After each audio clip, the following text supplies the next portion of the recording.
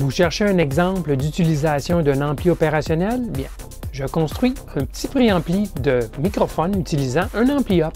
Grâce à ce petit projet, vous pourrez peut-être entendre Vincent, mon fils, lors de ma prochaine session live.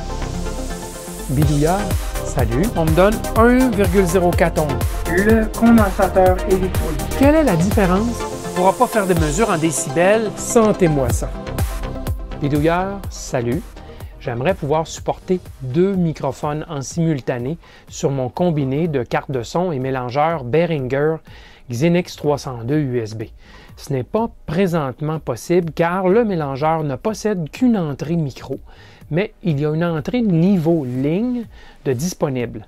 Pour pouvoir l'utiliser avec un microphone, il me faut un préamplificateur de micro qui va amener l'amplitude à au moins 100 mV efficace, ce qui sera compatible avec le niveau de l'entrée ligne. Des préamplis de micro, ça s'achète pour quelques dizaines de dollars, bien sûr. Mais pourquoi ne pas en construire un? Il n'y a rien de bien compliqué là-dedans. C'est même amusant. En guise d'étage actif, un amplificateur opérationnel fera l'affaire. Et si je choisis judicieusement mon ampli up, je pourrai l'alimenter avec 2 piles AA qui dureront très longtemps. Pourquoi utiliser des piles? Bien parce que cela diminue les grondements possibles venant du secteur, en particulier les risques de boucle de masse. Il faut se rappeler qu'on a affaire à des très petits signaux de quelques millivolts au niveau du microphone et que le gain sera assez élevé et donc que le circuit est susceptible de se faire plus facilement perturber par le monde extérieur. Parlant de gain, j'ai fait des essais avec mon microphone cravate, celui-ci que je me sers pour toutes mes vidéos, et j'estime qu'un gain de 50 sera amplement suffisant.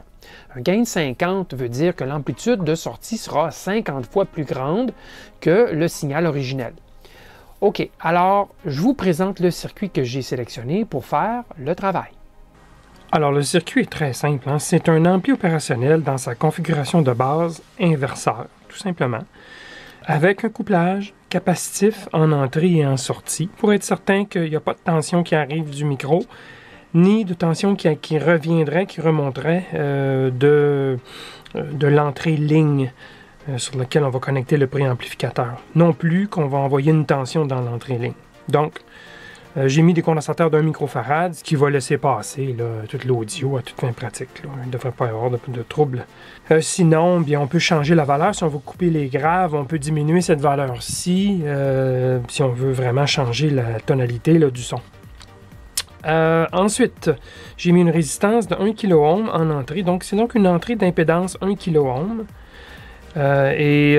Pour question de balancer les courants ici en entrée de l'ampli, on met toujours une résistance équivalente des deux côtés. Plutôt que connecter directement à la masse, lorsqu'on a des petits signaux, c'est toujours mieux de balancer les courants en entrée. Donc, je mets une 1K à la masse, évidemment. Donc, le signal est inversé, ce qui n'a aucune conséquence sur l'audio, évidemment. Bon, donc une entrée de 1 kΩ d'impédance et un gain de 47. C'est R2 divisé par R1. En fait, c'est moins vu que c'est un ampli inverseur. Donc, c'est moins 47 de gain. Donc, le signal sera multiplié par 47 fois. Moi, j'ai mis une résistance fixe. Ça me convenait 47. Mais vous pourriez mettre un potentiomètre ici, un 50 ou un 100K. Et ça donnerait bien évidemment la possibilité d'ajuster le gain du circuit. Alors, j'ai 2 alimentations, une V+, une V-. Je fonctionne avec 2 piles 1,5 volts. En différentiel, et on aura la masse au milieu, entre les 2 tensions. Donc, ça sera plus 1,5, moins 1,5, et masse pour les signaux audio, bien sûr. Et j'y mets un commutateur à 2 pôles, puisqu'il faut interrompre les 2 alimentations si on ne veut pas vider les piles. Donc, on coupera le côté plus 1,5 et le côté moins 1,5 aussi. Et c'est simple, hein, c'est tout. Avec des piles AA, bien, et un LM6132. Le LM6132 fonctionne jusqu'à 2,7 volts de différentiel. En bas de ça, ils garantissent plus le fonctionnement. Donc 2,7 volts, ça veut dire 1,35 volts sur chaque pile. Donc on part à environ 1,6 des piles fraîches. On va permettre que ça descende jusqu'à 1,35 volts avant que le circuit commence à avoir des défaillances sur les pointes. L'autre chose, c'est que le courant est tellement faible, moins de 1 mA, je crois que c'est 0,8 mA, donc 800 microampères, que ça ne vaut pas la peine de se casser la tête. Les piles vont durer des centaines d'heures, même si, en réalité, à 1,35 volts, on est loin d'avoir vidé complètement les piles. Mais, comme ça consomme si peu, je ne me suis pas cassé la tête. 2 piles AA, ça ne coûte presque rien. Ici, c'est quoi? Une pile AA achetée en grande quantité comme celle-ci, c'est quelque chose comme 30 ou 35 sous chaque. Donc, c'est un tiers de dollar. Alors, je ne m'énerve pas avec ça. OK? Alors, il y a d'autres choix d'ampli opérationnel, mais ça va être un peu plus serré si vous prenez, par exemple, le LM358. C'est 3 volts la tension minimale. Ça veut dire qu'il faut que vos piles soient absolument fraîches. Donc, plus de 1,5 volts.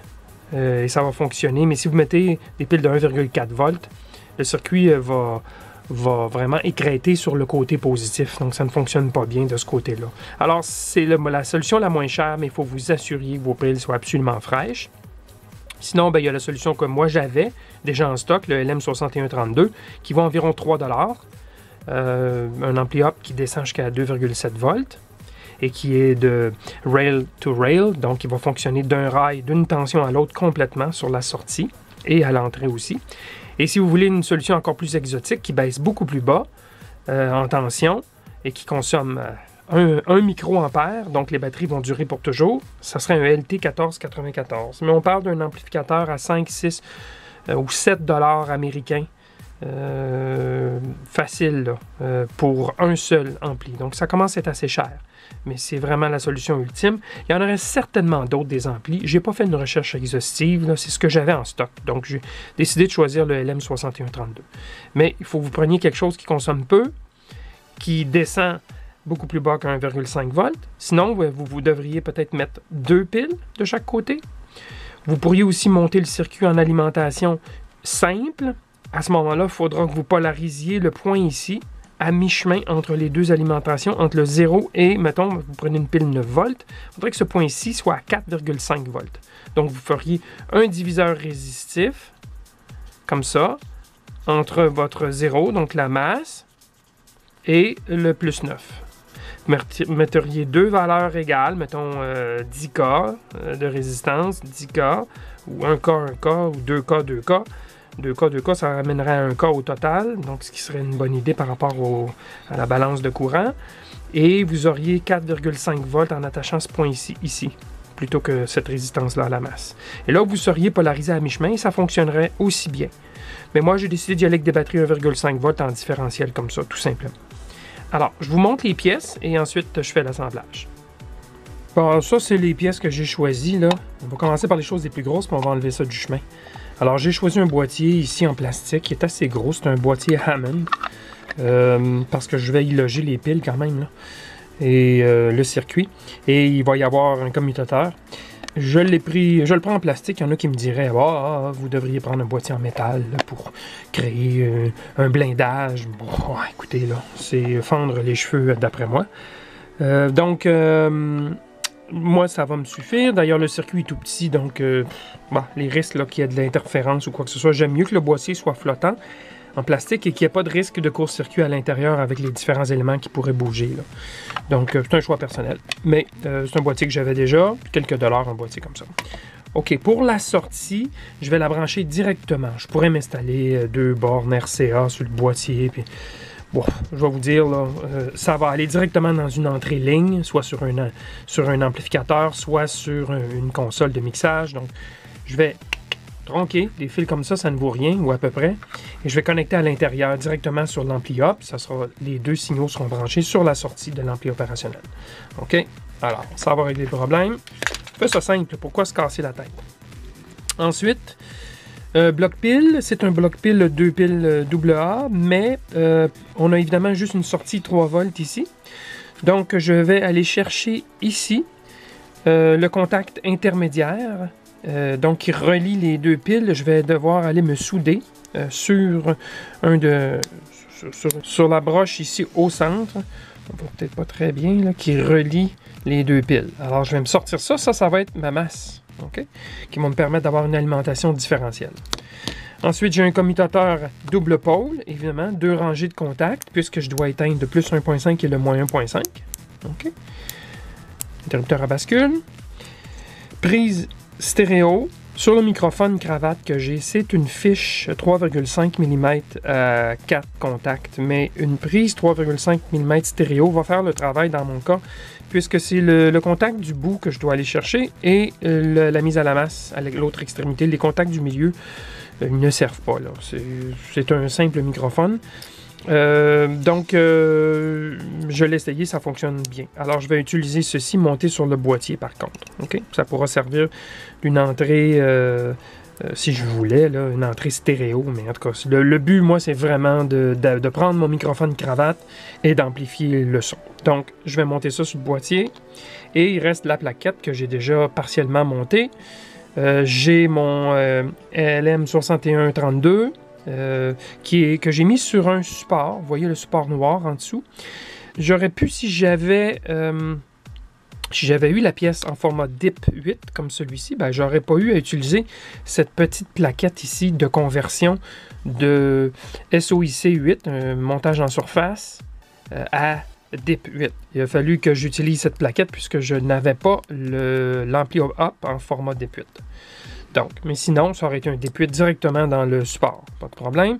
Et j'ai mes 3 résistances, résistance de gain, résistance d'entrée et résistance de l'entrée non inverseuse qui va jusqu'à la masse. Les 3 résistances sont là, montées debout. C'est peut-être pas très évident, là, mais sont là, les 3.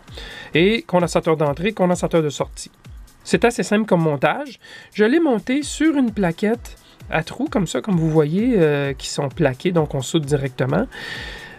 Cette plaquette-ci a quelque chose de particulier, c'est qu'elle a un plan de masse sur le côté inférieur, un plan de masse qui couvre partout où il n'y a pas de cuivre. Donc, chaque trou est séparé, mais sur le pourtour, il y a un seul contact qui fait le contour sans toucher aux trous eux-mêmes, et c'est intéressant parce qu'on peut l'utiliser comme plan de masse. Alors, toutes les connexions à la masse, je vais les faire ici directement sur le plan de masse, entrée, sortie, alimentation. Ça va tout être fait ici. Ce qui simplifie là, le câblage, le filage. Okay? Et bien évidemment, le signal d'entrée et de sortie vont arriver. Je les ferai rentrer probablement par le dessus, par un des trous ici. Cette plaquette, si vous êtes intéressé, c'est Philippe de la chaîne Sirob qui a conçu cette plaquette et qui l'a mis sur Easy EDA. Vous pouvez en commander. Moi, j'en ai commandé une dizaine. Ça revenait à environ 2$, 2,50$ la plaquette en lot de 10. Là. Et ça, c'est un petit morceau d'une plaquette. Évidemment, la plaquette est beaucoup plus grosse. J'ai découpé juste pour mon usage. Et je fais souvent des petits morceaux comme ça avec une seule plaquette. Alors, je mettrai un lien, si vous voulez, vers les plaquettes en question. Très intéressant d'avoir le plan de masse de disponible. Il faut juste faire attention lorsqu'on soude pour ne pas que lorsqu'on soude des broches, que ça touche le plan de masse qui est adjacent lorsqu'on ne veut pas y toucher. OK? Alors, mais sinon, très utile d'avoir ces plaquettes. Ça nous sauve du temps. Alors voilà, j'ai terminé l'assemblage. Et bien, voici ce que ça donne dans le petit boîtier. Un commutateur, un interrupteur donc pour allumer et éteindre le préamplificateur, l'entrée microphone, bien sûr, et la sortie ligne sur le côté comme ça, avec un câble stéréo et 2 prises RCA, bien sûr. Donc, allons voir à l'intérieur, puisque je n'ai pas vissé le boîtier. Alors, à l'intérieur, le bloc pile qui est monté verticalement, la plaquette qui vient ici, se positionner tout simplement par-dessus un morceau de mousse isolante, puisqu'en dessous, il y a comme le commutateur et la prise. Là.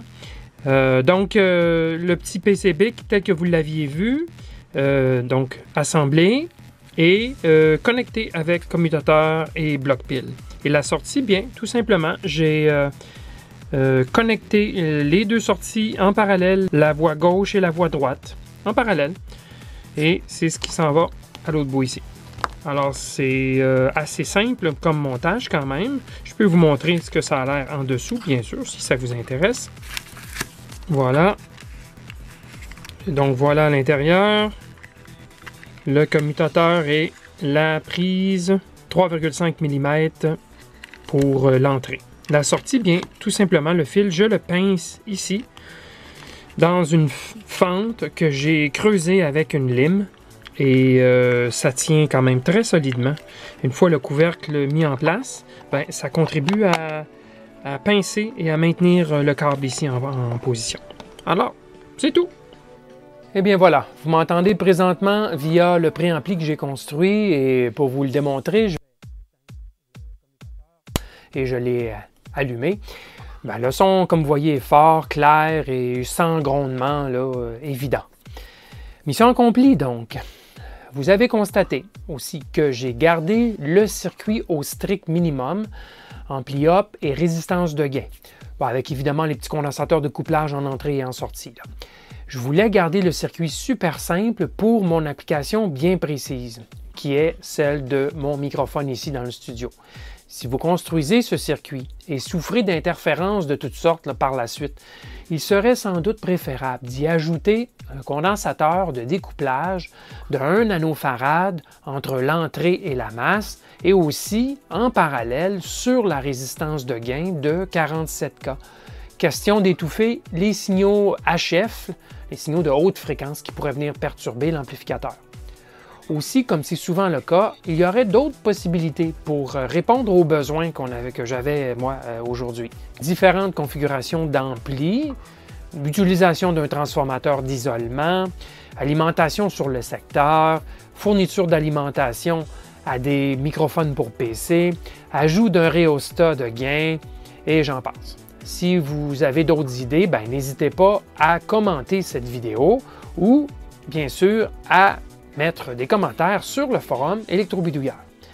Et si vous n'êtes pas encore abonné à ma chaîne Électrobidouilleur, bien, allez-y, c'est le temps. Je vous invite à le faire en cliquant sur « S'abonner ». Je publie une nouvelle vidéo sur le bidouillage électronique tous les 5 ou 6 jours. Alors, merci de me suivre et à la prochaine!